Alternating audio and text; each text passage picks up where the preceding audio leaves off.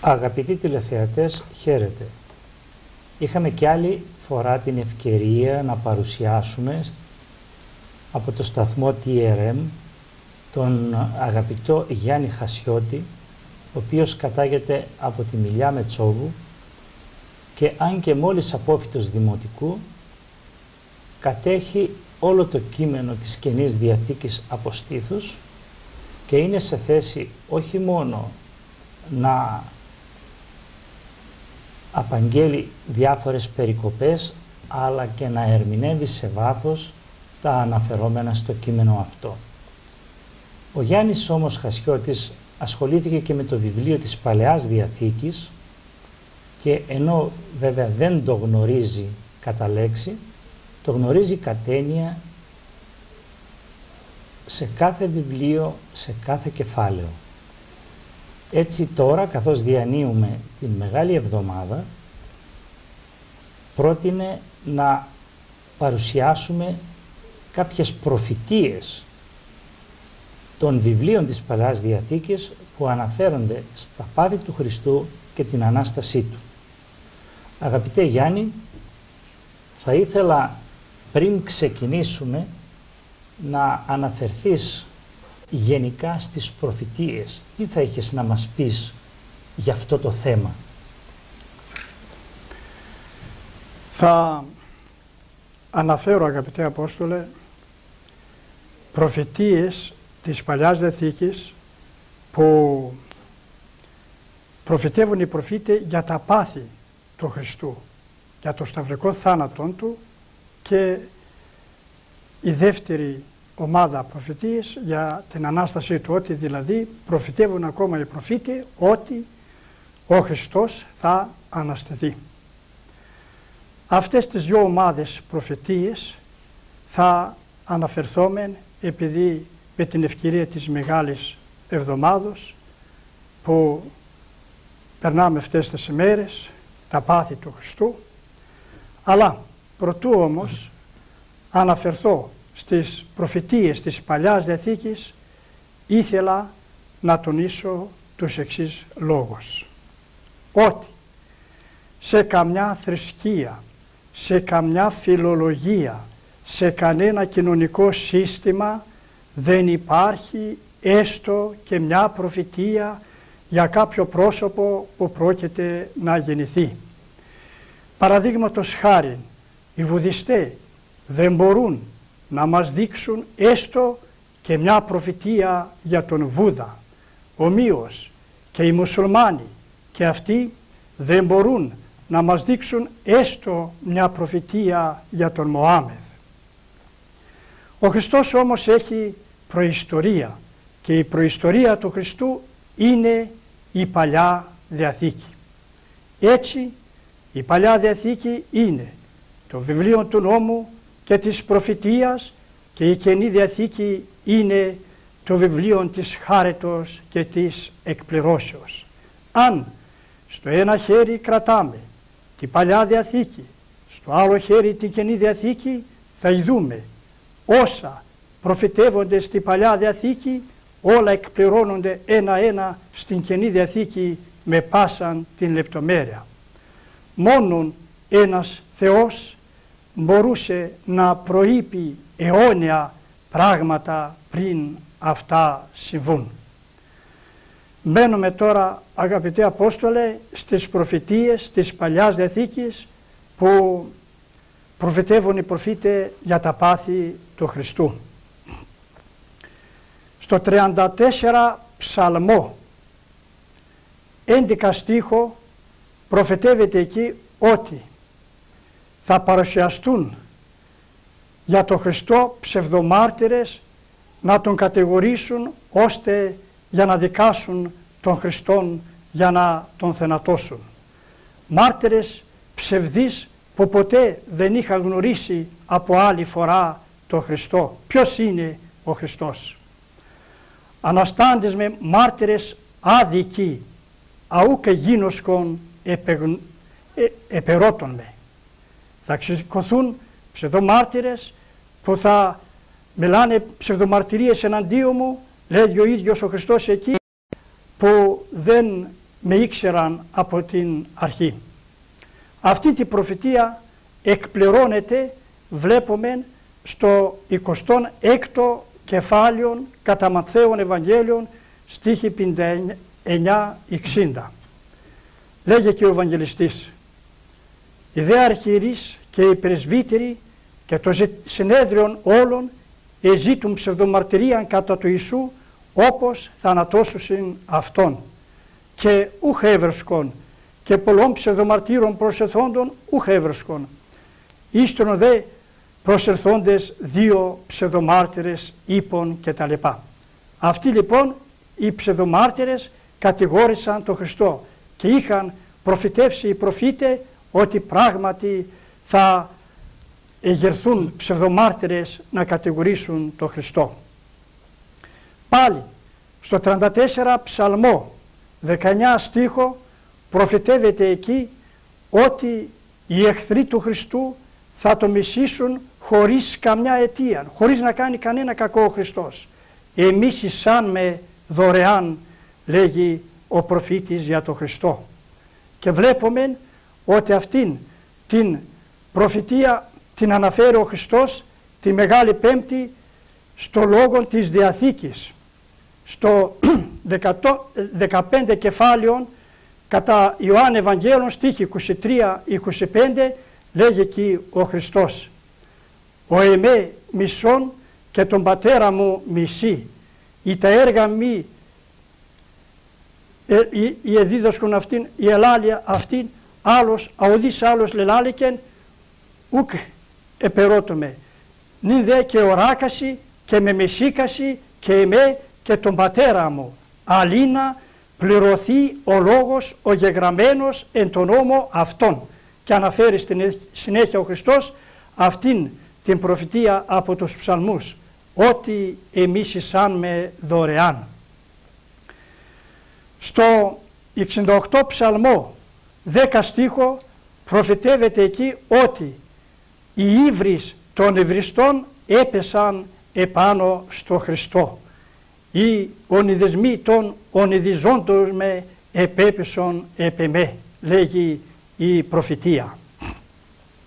Και πάλι στο 68 ψαλμό 22 στίχο προφητεύεται εκεί ότι όταν ο Χριστός θα είναι πάνω στο σταυρό και θα ζητήσει νερό να πιει, αντί νερό θα του δώσουν ξύδι. Προφητεύεται λοιπόν αυτή η προφητεία. 68 ψαλμό 22 στίχο: «Έδωκαν εις το βρώμα μου χολήν και στην δίψα μου εποτισάν με όξος». Και βλέπουμε, αγαπητοί Απόστολε, ότι εκπληρώνεται και αυτή η προφητεία. Στο 19ο κεφάλαιο κατά Ιωάννη Ευαγγέλιον στίχη 28-30 λέγει και ο Ευαγγελιστής: «Μετά τούτο ειδός ο Ιησούς ότι πάντα ήδη τετέλεστε ή να τελειωθεί η γραφή», λέγει διψώ. Σαν είδε ο Χριστός ότι εκπληρώθηκε ολόκληρη η Παλιά Διαθήκη για να εκπαλευθευτεί πέρα για πέρα και η τελευταία λεπτομέρεια που ήταν για αυτόν, λέγει διψώ. Και όταν του έφεραν ξύδι, όξος, όταν έλαβε το όξος ο Ιησούς είπε τετέλεστε, που σημαίνει εκπληρώθηκε ολόκληρη η Παλιά Διαθήκη. Ο προφήτης Ζαχαρίας στο 13ο κεφάλαιο 7 στίχο προφητεύει εκεί τον θάνατο του Χριστού, ότι αφού θα φωνεύσουν τον Χριστό θα διασκορπιστούν τα πρόβατα της μάνδρας του τέστην ή μαθητέ του. Πατάξω τον ποιμένα και διασκορπιστήσονται τα πρόβατα της πίμνης. Και αυτήν την προφητεία την αναφέρει πάλι ο Χριστός τους μαθητάς για να τους ενθαρρεί ότι θα διασκορπιστούν όταν ο Χριστός θα σταυρωθεί. Στο 26ο κεφάλαιο κατά Ματθαίον Ευαγγέλιον στίχη 30-31 βλέπουμε εκεί ότι μετά που παρέδωσε ο Χριστός το μυστήριο της Θείας Ευχαριστίας ξεκίνησαν για το όρος των ελαιών και τότε ο Χριστός τους είπε ότι αυτή τη νύχτα σήμερα εσείς θα σκανδαλιστείτε για μένα, διότι είναι γραμμένο από τον προφήτη Ζαχαρίαν, θα φωνεύσω τον ποιμένα Χριστό και θα διασκορπιστούν τα πρόβατα της πίμνης. Τότε εστιν εσείς οι μαθητέ μου, και εμνήσαντες εξήλθον εις το όρος των ελαιών. Τότε λέγει αυτής ο Ιησούς, πάντες εμείς σκανδαλιστήσεστε εν ημί εν τη νυχτή ταύτη. Γέγραπτε γάρ, πατάξω τον ποιμένα και διασκορπιστήσονται τα πρόβατα της πίμνης. Ο προφήτης Ισαΐας στο 50 κεφάλαιον 6 στίχο προφητεύει εκεί ότι θα μαστιγώσουν τον Χριστό, θα τον ραπίσουν και θα τον φτύσουν. Τον νότο μου έδωκα εις μάστιγας, τας δες αγώνας μου εις ραπίσματα, το δε πρόσωπό μου ουκ απέστρεψα από εσχήνης εμπτεσμάτων. Και βλέπομεν ότι πάλιν εκπληρώνεται αυτή η προφητεία. Την αναφέρει ο Ευαγγελιστής Μανθαίος στο 26ο κεφάλαιο στίχη 66-67. Τότε ενέπτυσαν εις το πρόσωπον αυτού και εκολάφησαν αυτόν, οι δε εράπησαν λέγοντες, προφήτευσον ημίν Χριστέ, τις εστίν οπέσασε. Και πάλιν ο προφήτης Ισαΐας στο 53 κεφάλαιον 12 στίχο προφητεύει εκεί ότι οι εχθροί του Χριστού θα σταυρώσουν μαζί με τον Χριστό και δύο κακούργους. Προφητεύεται ότι θα σταυρωθεί μεταξύ δύο κακούργων, το και μετά νόμον ελογίστη. Και αυτήν την προφητεία την αναφέρει ο Χριστός την Μεγάλη Πέμπτη στους Αποστόλους. Στο κατά Λουκάν Ευαγγέλιον, 22ο κεφάλαιο, 37 στίχο λέγει εκεί ο Χριστός. Διγάρ και τούτο το γεγραμμένον δι πληρωθήνε εν εμή, το και μετά νόμον ελογίστη, ότι θα σταυρωθώ μεταξύ δύο κακούργων. Στο 21 ψαλμό 17 στίχο προφητεύεται εκεί ότι αφού οι στρατιώτες θα βάλουν τα καρφιά στα πόδια και στα χέρια του, θα ανοίξουν τρύπες στα πόδια και στα χέρια του. Όριξαν χείρας μου και πόδας μου, λέγει η προφητεία.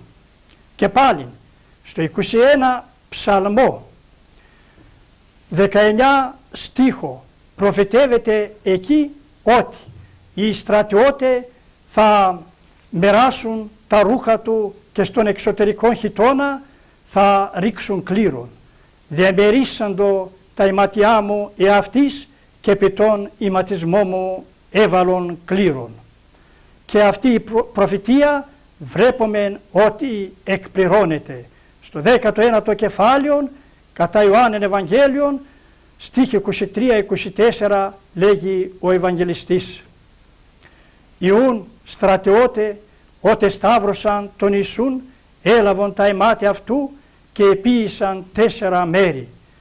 Εκάστο στρατιώτη μέρος και τον χιτώνα είδε ο χιτών άραφος εκ των άνωθεν υφαντός διόλου. Είπον ουν προς αλλήλους, μη σκίσομεν αυτόν, αλλά λάχομεν περί αυτού, τίνος έστε ήνα η γραφή πληρωθεί. Διαμερίσαντο τα ηματιά μου εαυτής και επί τον ηματισμό μου έβαλον κλήρον. Και πάλι στο 21 ψαλμό στίχη 8-9 προφητεύεται εκεί ότι όλοι αυτοί που θα περάσουν δίπλα από το σταυρό του Χριστού θα τον ηρωνεύσουν, θα μιλήσουν με το στόμα τους εναντίον του και θα κινήσουν το κεφάλι τους και θα πούν, είχε την ελπίδα στο Θεό, ας τον σώσει τώρα αν το θέλει. Είπε ότι ο Θεός τον αγαπά.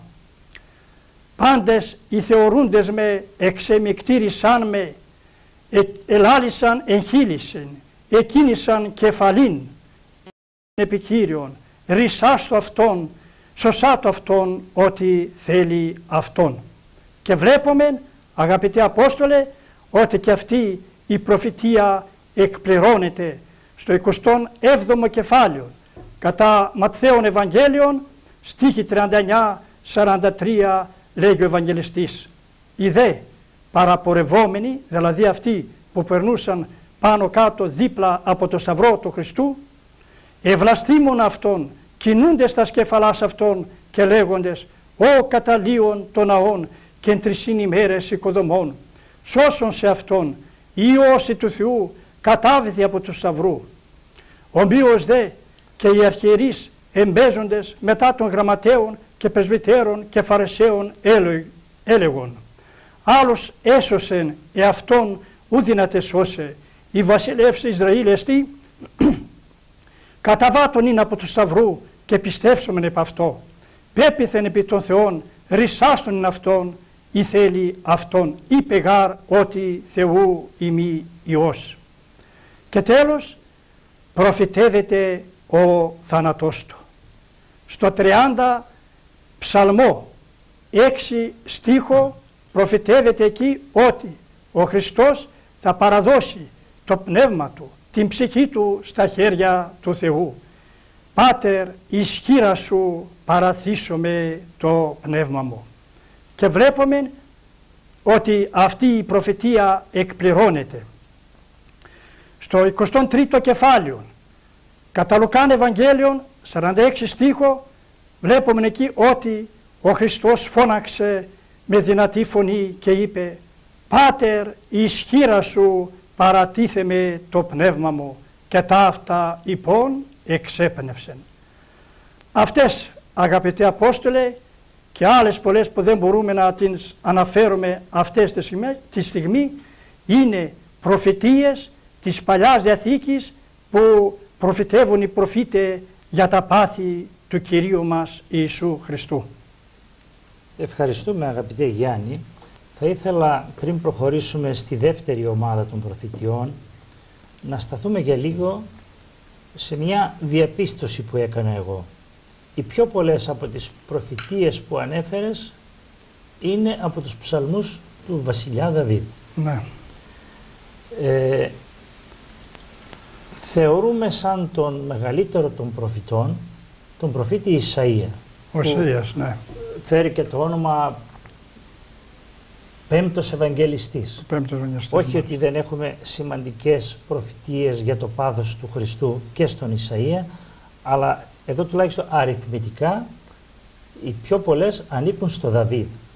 Θα ήθελα να μου πεις, άραγε οι Εβραίοι είχαν κατανοήσει ότι όλα αυτά που εσύ ανέφερες ήταν προφητείες του Δαβίδ για το Μεσσία?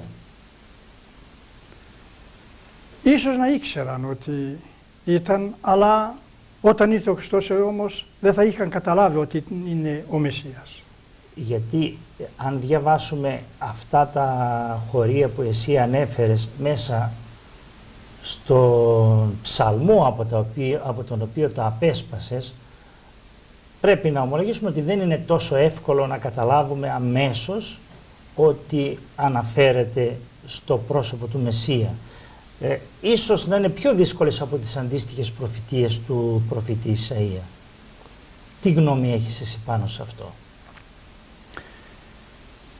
Εγώ νομίζω ότι όλες αυτές οι προφητείες είχαν πει οι προφήτες ότι ο Χριστός θα πάθει αυτά και αυτά. Και ήταν από το Θεό, ο Θεός φώτισε τους προφήτας να μιλήσουν τι θα πάθει ο Υιός του εδώ στη γη. Τώρα, αν οι Εβραίοι δεν είχαν καταλάβει, άλλο καπέλο αυτό, δεν θα είχαν πιστέψει γι' αυτό. Ήταν εύκολο όμως να καταλάβουν όσοι τον περίμεναν ότι ο Μεσσίας θα ερχόταν για να σταυρωθεί? Γιατί εμείς τώρα ζούμε στην εποχή της Καινής Διαθήκης, οι προφητείες έχουν εκπληρωθεί και πέρα από την εκπλήρωση των προφητιών που μόλις ανέφερες, θα δούμε στη συνέχεια ότι έχουμε εκπλήρωση και των προφητιών της Αναστάσεως. Η Ανάσταση για μας που πιστεύουμε είναι ένα γεγονός. Ήταν όμως τόσο απλό στο να δεχθούν ότι όλα αυτά που ο προφήτης Δαβίδ αναφέρει στους ψαλμούς για τον Χριστό θα συνέβαιναν σε αυτόν που θα ερχόταν για να τους λυτρώσει. Γι' αυτό θα ήταν, δεν μπορούσε να υπήρχε για κάποιος άλλος οι προφητείες. Ποιος άλλος έπαθε σαν τον Χριστό, σταυρώθηκε? Κανένας. Επομένως, για τον Χριστό ήταν οι προφητείες όλες αυτές. Όχι, δεν θέλω να πω αυτό για ποιον ήταν οι προφητείες, αλλά πόσο εύκολο ήταν να τις κατανοήσουν πριν γίνουν πραγματικότητα, πριν επαληθευτούν. Ναι, ήταν και δύσκολο. Ήταν δύσκολο, πρέπει να το ομολογήσουμε. Ναι, ήταν δύσκολο βέβαια. Θέλω να πω ότι όλες οι προφητείες δεν είναι εύκολο να κατανοηθούν, όχι. Αλλά απέναντίας οι πιο πολλές από αυτές κατανοούνται όταν πλέον έχουν εκπληρωθεί. Ναι. Αυτό θα το καταλάβουμε, αγαπητέ Απόστολε, που εννοείς τώρα, στην δεύτερη κατά σειράν ομάδα προφητείες που θα είναι για την Ανάσταση του Χριστού. Εκεί θα το καταλάβουμε ότι είναι δύσκολο όταν δεν γίνουν τα γεγονότα. Έτσι. Πρέπει να γίνουν και μετά. Πρέπει να συμβούν τα γεγονότα. Και μετά και να αυτό το αντιλαμβανόμαστε όταν μελετούμε το βιβλίο της Αποκαλύψεως, που είναι το είναι προφητικό βιβλίο της Καινής Διαθήκης. Κάποιοι προσπαθούν κατά περιόδους να συσχετίσουν ένα χωρίο της Αποκαλύψεως με ένα γεγονός που συνέβη στην εποχή μας, αλλά οι πατέρες της Εκκλησίας είναι ιδιαίτερα επιφυλακτικοί στο να ερμηνεύουν. Δεν αναφέρονται καθόλου στην Αποκάλυψη. Άρα λοιπόν οι προφητείες δεν είναι πάντοτε εύκολο να γίνουν κατανοητές πριν εκπληρωθούν. Αυτού ήθελα να καταλήξουμε. Ναι, αυτό θα το δούμε στην δεύτερη σειρά. Τώρα θα ήθελα να σταθούμε ακόμη και να αναφερθούμε στο πάθος του Χριστού. Αν μας ρωτούσε κάποιος γιατί ο Χριστός έπαθε, δεν θα μπορούσε να βρεθεί ένας άλλος τρόπος για τη σωτηρία του ανθρώπου χωρίς ο Θεός να ταπεινωθεί τόσο πολύ ώστε να υποστεί τον πιο εξευτυλιστικό και ταυτόχρονα τον πιο επώδυνο θάνατο? Μάλιστα.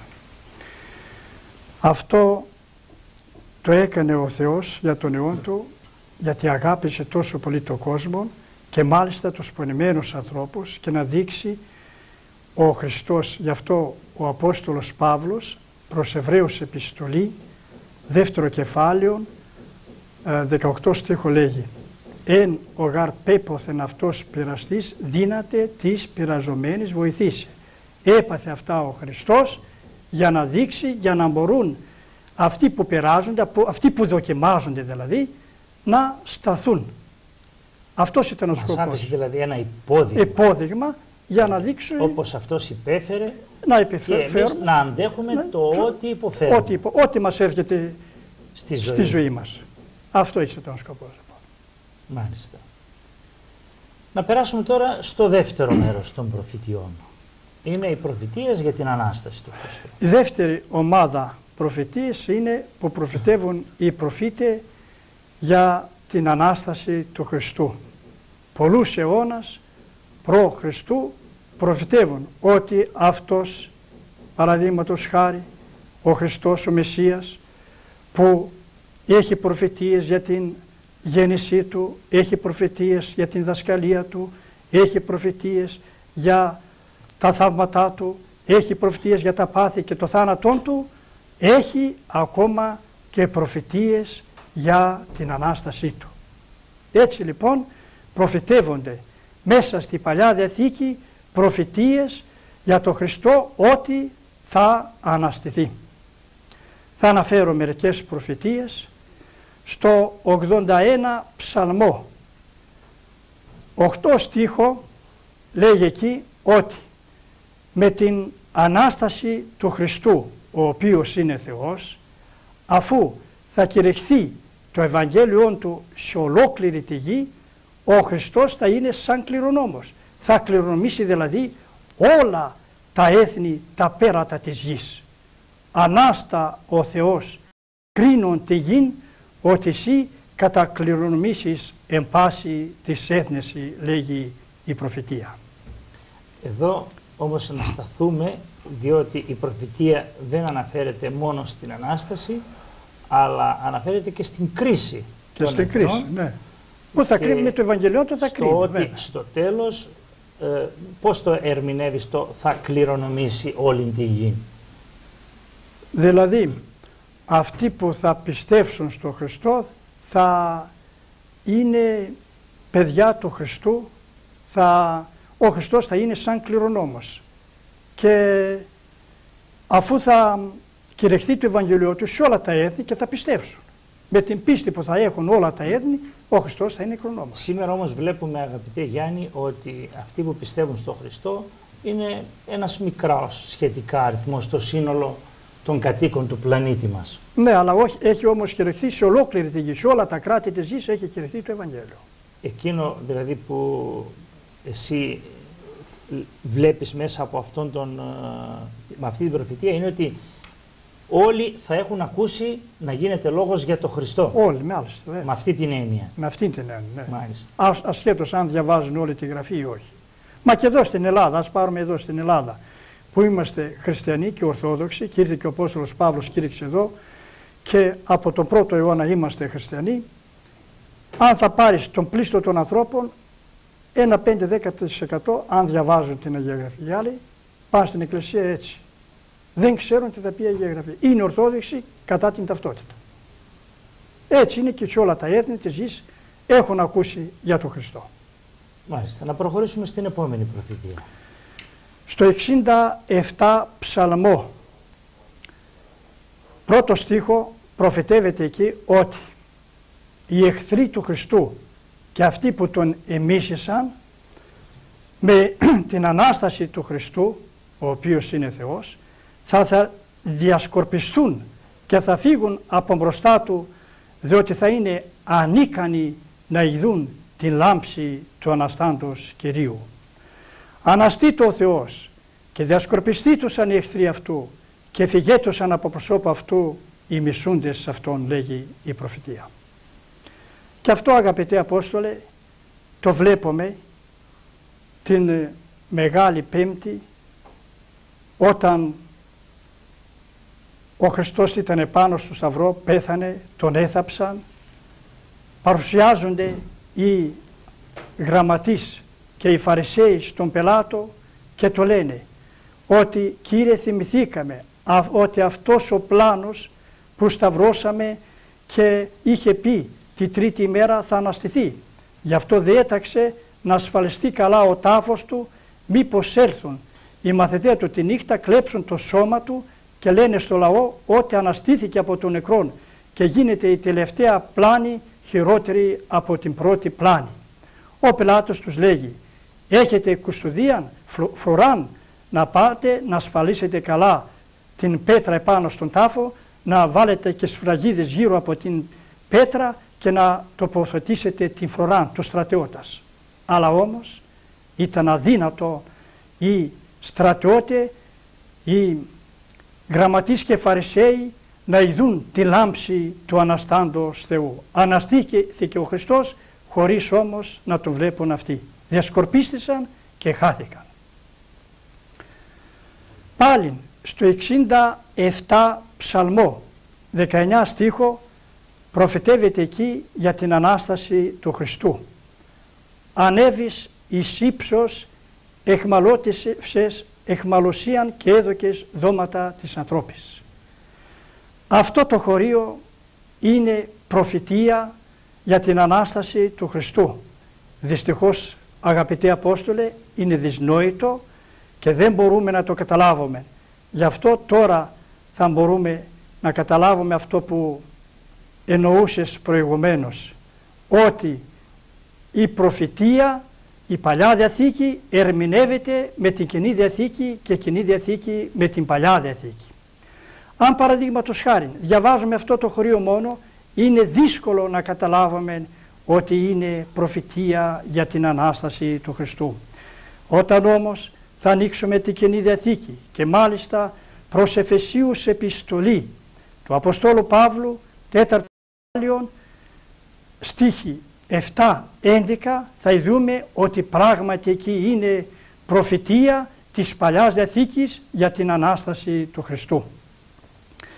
Λέγει εκεί ο Παύλος: «Εν είδε εκάστου εμών εδόθη η χάρις κατά το μέτρον της δωρεάς του Χριστού».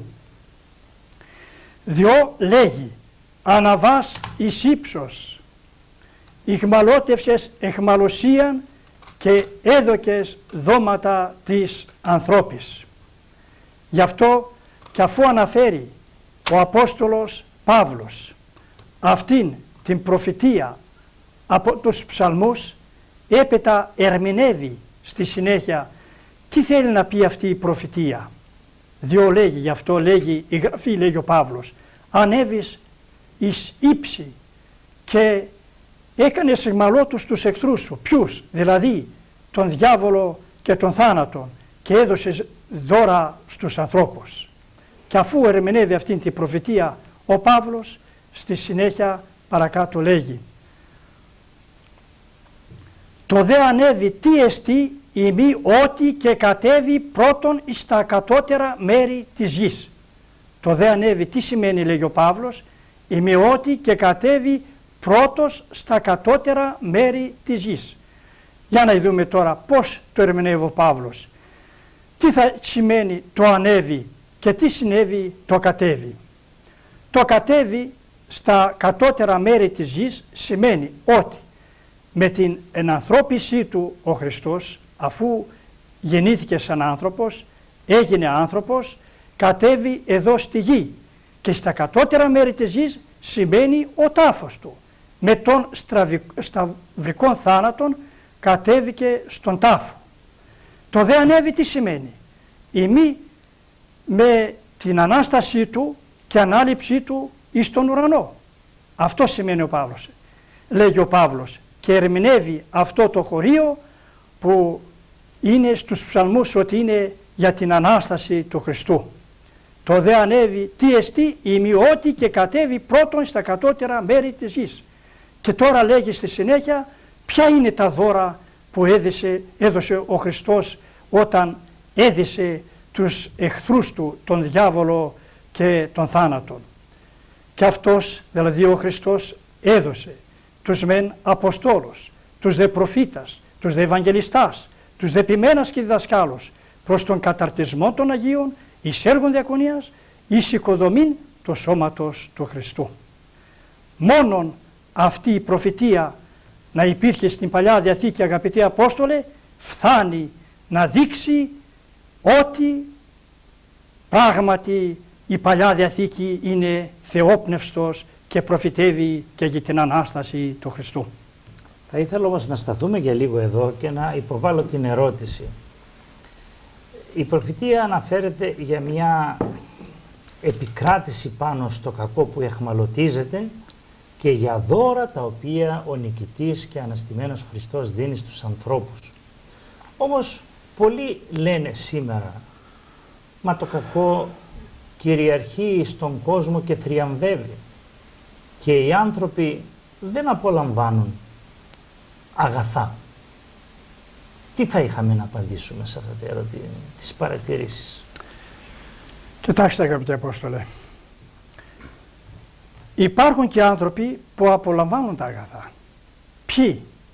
Αυτοί που πιστεύουν στο Χριστό, αυτοί που διαβάζουν την Γραφή, όσες μπόρες, όσες φορτούνες και να έρχουν, πιστεύουν στο Χριστό και απολαμβάνουν τα αγαθά. Δεν μπορούν όμως όλοι οι άνθρωποι, αυτοί που δεν διαβάζουν την Γραφή, δεν πιστεύουν την Γραφή, να απολαμβάνουν τα αγαθά. Αυτό μπορούμε να πούμε. Άρα χρειάζονται κάποιες προϋποθέσεις. Προϋποθέσεις, βέβαια. Δηλαδή ο Χριστός δίνει τα δώρα του όχι σαν μια διανομή και όποιος θέλει μπορεί να τα πάρει, αλλά πρέπει προηγουμένως να αγωνιστεί. Ναι, βέβαια, να αγωνιστεί. Να αγωνιστεί για να αγιάσει τον εαυτό του. Σου λέγω ένα παράδειγμα εγώ τώρα που μου είπες αυτό. Όταν παραδείγματος χάρη πάμε σε ένα σε φιλοξενώ εγώ στο σπίτι να φάμε μαζί. Και εσύ δεν τρως ψωμί, άραγες δεν χόρτασες, εφόσον δεν τρως ψωμί. Είσαι νηστικός. Όταν θα φάγεις ψωμί, τότε λοιπόν φαγητό, τότε λοιπόν θα συμμετέχεις και εσύ και θα είσαι χορτάτος. Έτσι είναι τώρα. Όταν δεν διαβάζουμε την Γραφή, δεν τρεφόμαστε με την Αγία Γραφή, δεν πιστεύουμε στην Αγία Γραφή, πώς θα απολαμβάνουμε τα δώρα που δίνει ο Χριστός. Έτσι είναι. Μάλιστα. Να προχωρήσουμε τότε σε άλλες προφητείες. Προχωρούμε τώρα στον προφήτη Ισαΐα. Στο 55 κεφάλαιο, 3 στίχο, ο προφήτης Ισαΐας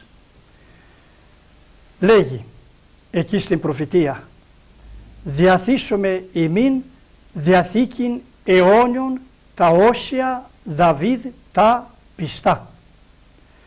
Αυτή η προφητεία είναι προφητεία για την Ανάσταση του Χριστού. Δυστυχώς, επαναλαμβάνω, αν δεν γνωρίζουμε και την Καινή Διαθήκη, θα είναι δύσκολο να ερμηνεύσουμε τα χωρία της Παλιάς Διαθήκης. Διότι όταν γίνουν τα συμβάντα, τότε ερμηνεύεται αυτή η προφητεία. Και βλέπουμε ότι αυτή την προφητεία την ερμηνεύει ο Απόστολος Παύλος, Πράξεις των Αποστόλων, στο 13ο κεφάλαιο, στίχοι 34-35. Αφού προηγουμένως ο Παύλος μιλάει για το θάνατο και την Ανάσταση του Χριστού, έπειτα λέγει ότι δε ανέστησεν αυτόν εκ νεκρών, μη και τη μέλλοντα υποστρέφειν εις διαφθοράν, ούτως ήρικεν ότι δώσω ημίν τα όσια Δαβίδ τα πιστά. Ότι πράγματι, λέγει ο Παύλος, ο Θεός τον ανέστησε τον Χριστόν από τον νεκρόν, αυτός είχε πει διαμέσου του προφήτου Ισαΐου ότι θα σας δώσω τα ιεράς υποσχέσεις που υποσχέθηκα στον Δαβίδ. Αυτή η προφητεία είναι για την Ανάσταση του Χριστού. Και στη συνέχεια παρακάτω ο Παύλος αναφέρει και μια άλλη προφητεία. «Διό και νετέρω λέγει ου δώσεις των οσιών σου ιδίν διαφθοράν». Γι' αυτό λέγει ο Απόστολος Παύλος και σε άλλο μέρος της Γραφής, δηλαδή της Αγίας Γραφής, ο Θεός λέγει δεν θα δώσεις τον Μεσσία Χριστόν να ειδεί φθοράν, να φθήρεται το σώμα του από σύνθηση θανάτου. Αυτή η προφητεία είναι από το 15ο ψαλμόν, στίχη 8-11. Αυτή την προφητεία την αναφέρει και ο Απόστολος Πέτρος στο 2ο κεφάλαιο Πράξεις των Αποστόλων, την ημέρα της Πεντηκοστής, όταν οι Απόστολοι μιλούσαν ξένες γλώσσες. Τα πλήθη του λαού έλεγαν ο ένας προς τον άλλον ότι είναι μεθυσμένοι από νέο κρασί. Και τότε ο Απόστολος Πέτρος ανέβηκε στον άβωμα να κηρύξει και τους είπε ότι δεν είμαστε μεθυσμένοι με νέο κρασί, διότι είναι 9 η ώρα το πρωί, αλλά αυτό που βλέπετε είναι αυτό που είχε προφητεύσει ο προφήτης Ιωήλ, τι θα γίνει κατά τα σεσχάτας ημέρας. Και αφού ανέφερε ο Απόστολος Πέτρος στα πλήθη του λαού την προφητεία του προφήτου Ιωήλ, στη συνέχεια ανέφερε και την προφητεία από το 15ο ψαλμόν. Ιδού διαβάζω όλη την περικοπή, 2ο κεφάλαιο Πράξεις των Αποστόλων, στίχη 22-28. «Άνδρες Ισραηλίτε, ακούσατε τους λόγους τούτος, Ιησούν των Αζωραίων, άνδρα από του Θεού, αποδεδειγμένων εις ημάς, δυνάμιση και τέραση και σημείης, εις επίησε δι' αυτού ο Θεός, εν μέσω ημών, καθώς και αυτοί είδατε. Τούτον, τη ορισμένη βολή και προγνώση του Θεού, έκδοτον λαβώντες διαχειρών ανώμων προσπήξαντες ανήλετε. Ο Θεός ανέστησε λύσας τα σουδίνας του θανάτου, καθότι ουκ ειν δυνατόν κρατήστε αυτόν υπ' αυτού. Τώρα αναφέρει αυτήν την προφητεία ο Απόστολος Πέτρος. Δαβίδ γαρ λέγει εις αυτόν, προορώμην τον Κύριον ενώπιό μου δε απαντός δεξιό μου εστίν, δε τούτο εμφράνθη η καρδία μου και γαλιάσατο η γλώσσα μου, έτι δε και η σάρξ μου κατασκηνώσει επελπίδη. Ότι ούκ εγκαταλείψεις την ψυχή μου εισάδου, ουδέ δώσεις των οσιών σου ειδήν διαφθοράν. Εγνωρισάς με οδούς ζωής, πληρώσ' με εμφροσύνης μετά το προσώπο σου. Βλέπουμε, αγαπητέ Απόστολε, ότι οι προφήτες είχαν προφητεύσει όχι μόνο για τα πάθη του Χριστού, όχι μόνο για τα θαύματα του Χριστού, όχι μόνο για τη δασκαλία του Χριστού, όχι μόνο για τη γέννηση του Χριστού, αλλά είχαν προφητεύσει ότι αυτός ο Ιησούς, ο Μεσσίας που θα έρθει στον κόσμο, που περιμένει ο λαός, θα πάθει αυτά και θα αναστηθεί. Αυτά λοιπόν είναι οι προφητείες που μιλάνε για την Ανάσταση του Χριστού. Αν συνδυάσουμε τώρα, αγαπητέ Γιάννη, τις προφητείες που αναφέρονται στο πάθος με τις άλλες που αναφέρονται στην Ανάσταση του Χριστού, έχουμε μία συνολική εικόνα η οποία οπωσδήποτε προβάλλει σε εμάς τους πιστούς σήμερα αρκετά ξεκάθαρα. Όμως πρέπει πάλι να ομολογήσουμε ότι ήταν αρκετά δύσκολο να συλλάβουν το πνεύμα αυτών των προφητιών οι άνθρωποι της Παλαιάς Διαθήκης. Κατά συνέπεια, εγώ θα έθετα ένα ερώτημα.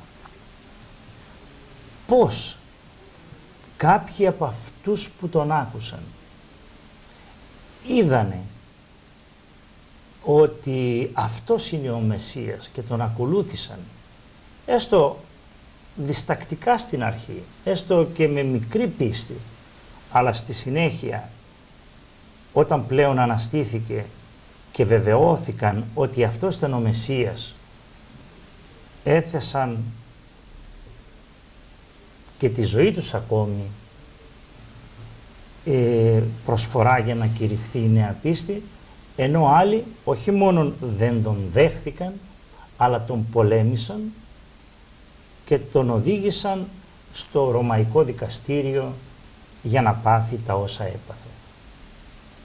Οι Ιουδαίοι και οι μεν, οι Ιουδαίοι και οι δε. Πώς θα μπορούσες να εξηγήσεις το γιατί ο Χριστός δίχασε το λαό του Ισραήλ σε αυτούς που τον ακολούθησαν και στους άλλους που τον πολέμησαν, και όχι μόνο τον πολέμησαν τότε, αλλά συνεχίζουν να τον πολεμούν και σήμερα 2.000 χρόνια μετά. Λοιπόν, επειδή αυτοί που τον ακολούθησαν οι Απόστολοι και μετά όλοι οι πιστοί είχαν πιστέψει σε αυτόν, είχαν πιστέψει και στην Παλιά Διαθήκη ότι πράγματι ήταν προφητής για τον Χριστό, και αυτά όλα συνέβησαν και τον πίστευσαν. Οι άλλοι όμως τον είχαν απορρίψει από την αρχή, δεν είχαν πιστέψει και έτσι δεν τον ακολούθησαν, όπως είναι και σήμερα. Σαν σήμερα τον πιστεύουν όλοι οι άνθρωποι, μια μερίδα ανθρώπων τον πιστεύει, μια δεν τον πιστεύει. Και ποια είναι η αιτία? Η αιτία είναι ότι για να ακολουθήσουμε τον Χριστό δεν είναι μόνο να τον πιστεύσουμε, αλλά πρέπει να ακολουθήσουμε αυτά που λέει ο Χριστός. Έρχομαι τώρα να αναφέρω. Συγγνώμη, διακόπτα, αλλά μήπως αυτό είναι το δύσκολο και από εκεί ξεκινούν όλα τα κακά σαν επιχειρήματα. Ναι, όλα. Όσο δεν τον τηρούν, δεν τον αγαπάν, δεν τηρούν τα συντολάς του. Αναφέρω, λοιπόν, ήρθε στη σκέψη μου μια διδασκαλία του Χριστού από το 7ο κεφάλαιο κατά Μαθαίων στην επί του όρους ομιλία. Όταν επρόκειτο να τελειώσει ο Χριστός, στην ομιλία του είπε τους εξής λόγους.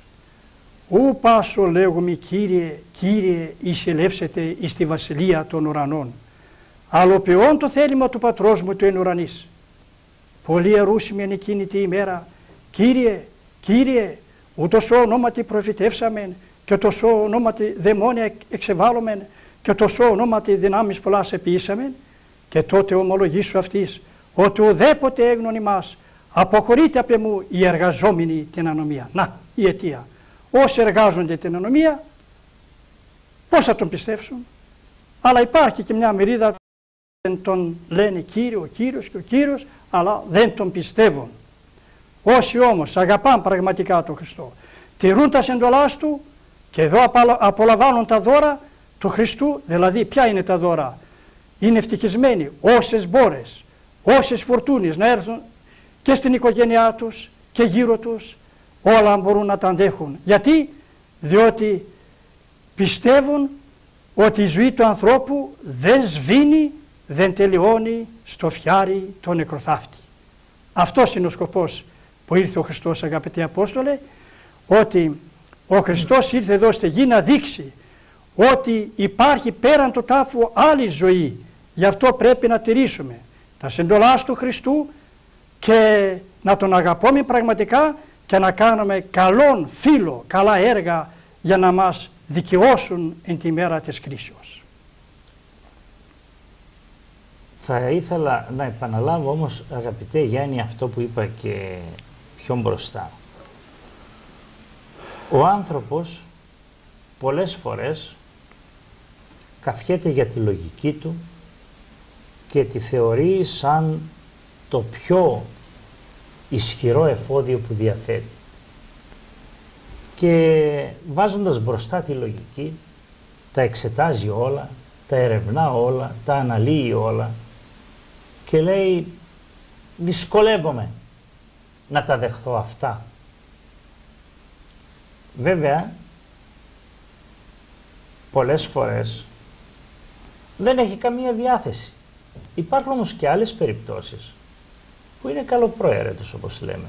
Θα ήθελε να βοηθηθεί για να ξεπεράσει τις αμφιβολίες του και να πιστέψει. Πώς θα μπορούσε να βοηθηθεί πραγματικά ένας τέτοιος άνθρωπος?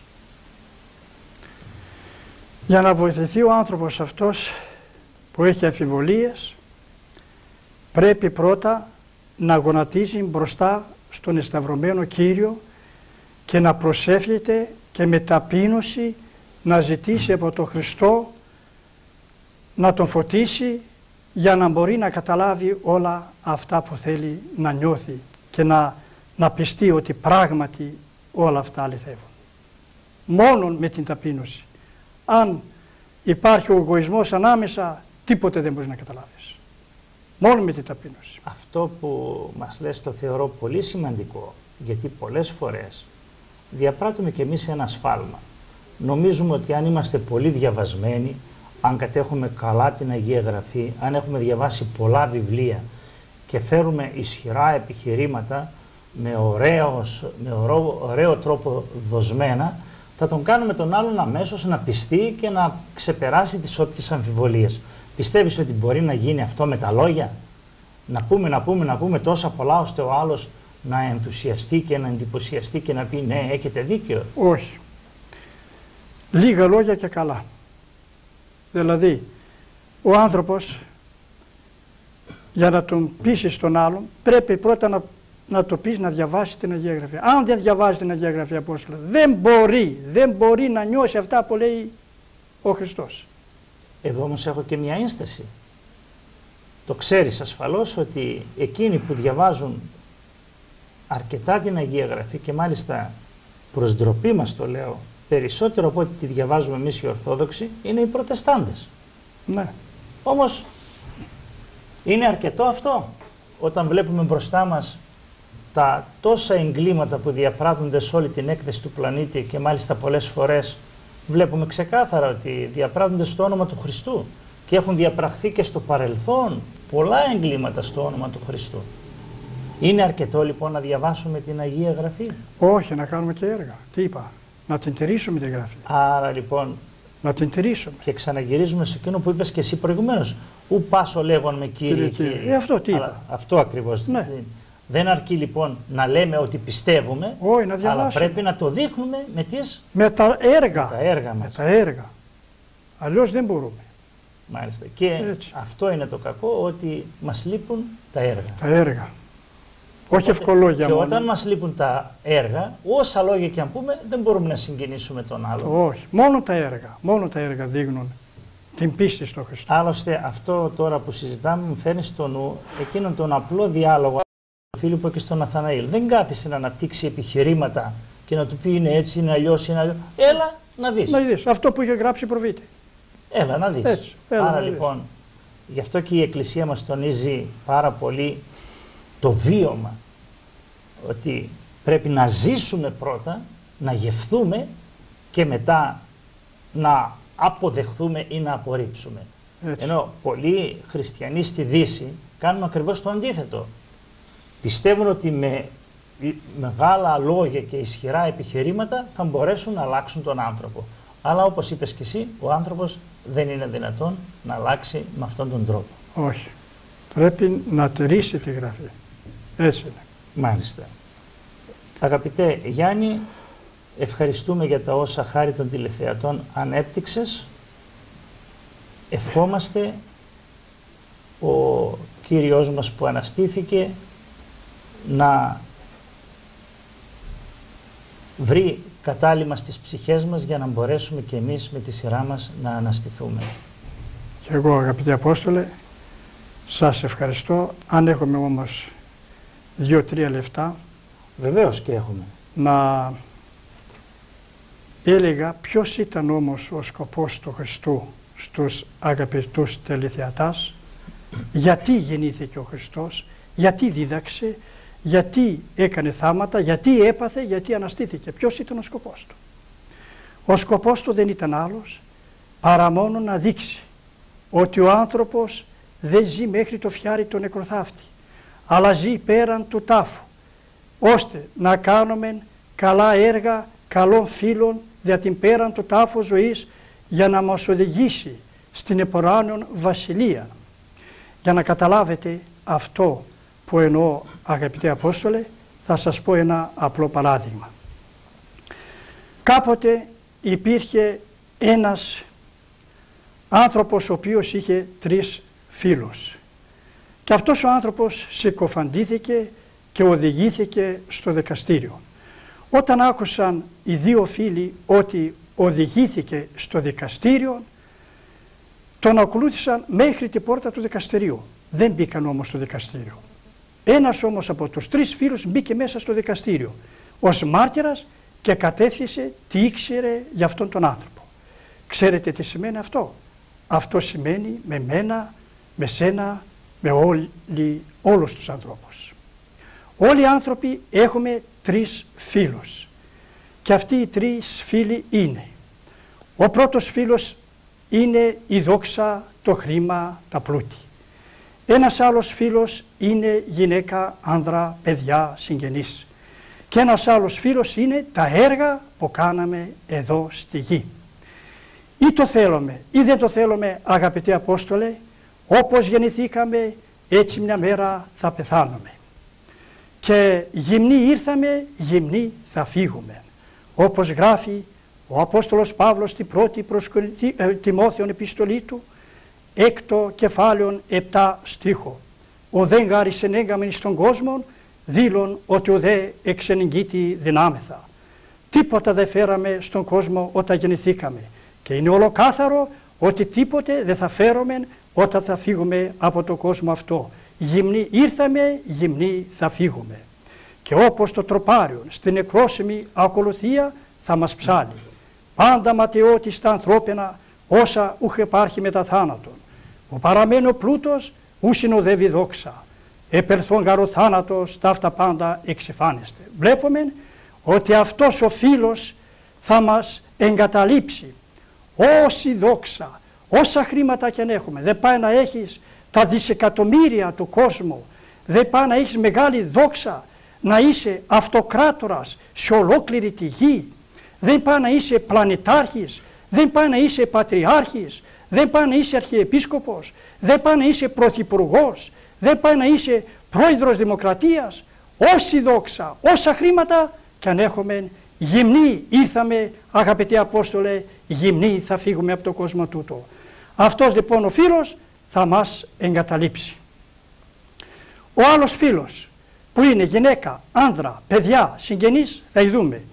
Όταν θα φύγουμε, θα έρθει αυτή η ώρα, η ευλογημένη ώρα, να φύγουμε από τον κόσμο τούτο, δια την πέραν το τάφο ζωής, θα ειδούμε. Θα μας οδηγήσουν από το σπίτι με το νεκροταφείο και όταν το φιάρι, το νεκροθάφτη θα μας σκεπάσει με το χώμα, θα ειδούμε ότι θα γυρίσουν πίσω στο σπίτι τους και θα μας αφήσουν μόνοι μας μέσα στον τάφο. Και αυτός ο φίλος θα μας εγκαταλείψει. Ο άλλος όμως φίλος που είναι τα έργα, αγαπητοί Απόστολε, δεν θα μας εγκαταλείψει, αλλά θα τον πάρουμε κοντά μας. Αυτός ο φίλος, τα έργα θα είναι σε θέση ή να μας δικαιώσουν ή να μας δικάσουν. Καθώς ο Απόστολος Παύλος προς Εβραίους επιστολή 1 κεφάλαιο 27 στιχογράφει: «Απόκεται της ανθρώπης άπαξ αποθανήν, μετά δε τούτο κρίσης, μια φορά που πεθαίνει ο άνθρωπος έπειτα εξακολουθεί η κρίση». Και στη Δευτέρα προς Κορινθίους επιστολή 5 κεφάλαιο 10 στίχο γράφει: «Τους γαρ πάντας ημάς φανερωθήνε διέμπροσθεν του βήματος του Χριστού, να κομίσετε έκαστος τα δια του σώματος προς αέπραξεν είτε αγαθών είτε κακών». Όλοι θα προσιαστούμε μπροστά στο δικαστικό βήμα του Χριστού, να δικαστούμε ο καθένας κατά τα έργα που έκανε, είτε καλά είναι είτε κακά. Έτσι τα έργα θα μας ακολουθούν μέχρι το θρόνο του Θεού, καθώς λέγει και στην Αποκάλυψη το Άγιο Πνεύμα. Στο 14ο κεφάλαιο 13 στίχο λέγει εκεί ο Ευαγγελιστής Ιωάννης: «Και ήκουσα φωνής εκ του ουρανού λεγούσης γράψον, μακάρι οι νεκροί οι εν Κυρίω αποδνίσκοντες απάρτη». Ναι, λέγει το Πνεύμα, «ή να αναπαύσονται εκ των κόπων αυτών, τα δε έργα αυτών ακολουθεί μετά αυτών». Να, τα έργα, αυτός ο φίλος θα είναι σε θέση να μας οδηγήσει στην εποράνιον βασιλεία. Γι' αυτό, αγαπητοί Απόστολε, ο Χριστός ήρθε στο κόσμο, έπαθε σαν άνθρωπος, σταυρώθηκε, αναστήθηκε, διότι για να δείξει στην ανθρωπότητα ότι οι άνθρωποι θα ζήσουν και πέραν του τάφου. Γι' αυτό πρέπει να κάνουμε καλά έργα, καλό φίλο, για να μας οδηγήσουν στην εποράνιον βασιλεία του Πατρός και του Υιού και του Αγίου Πνεύματος. Αγαπητέ Γιάννη, ευχαριστούμε πολύ για τα όσα ανέπτυξες και ιδιαίτερα όμως για την τελευταία παραβολή των τριών φίλων. Αγαπητοί τηλεθεατές, ευχαριστούμε και εσάς που μας παρακολουθήσατε. Ευχόμαστε σε όλους καλή Ανάσταση. Χαίρετε.